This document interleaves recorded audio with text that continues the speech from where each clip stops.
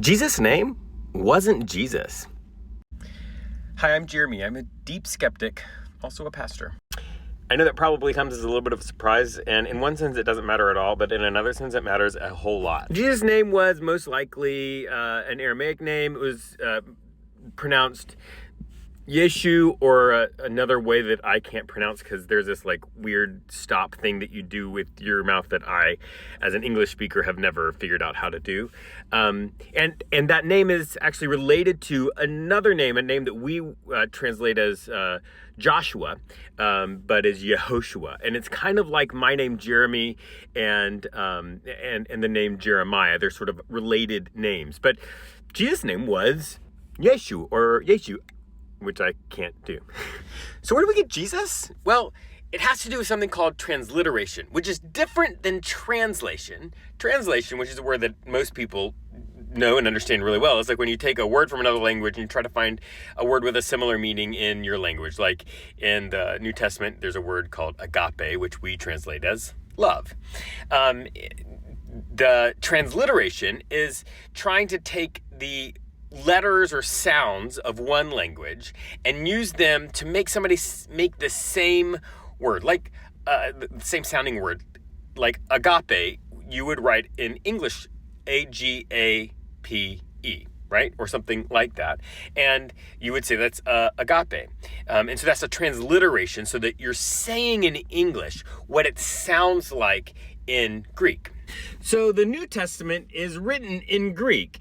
And so what they did in Greek was they did a transliteration of names. So Yeshu became Jesus, because in Greek it would be weird to have that U at the end like that. So it's Jesus. And so then when you then do the same thing again, transliterating the Greek to English, you get Jesus. And that's how we got the name Jesus. But besides winning on Jeopardy or some other game show or the trivia night at your local bar, like, why does this matter?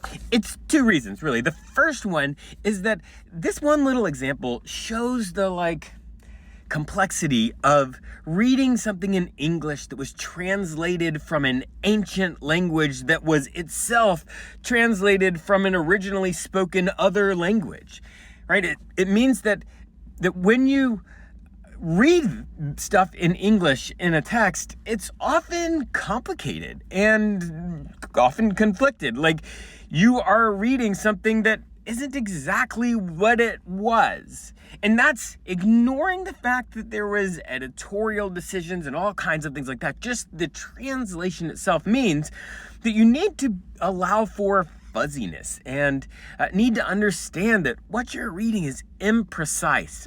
And that's okay. And it's okay because of the second reason, right? This illustrates that when people are reading the Bible, they're not reading it for this super precise kind of thing, right?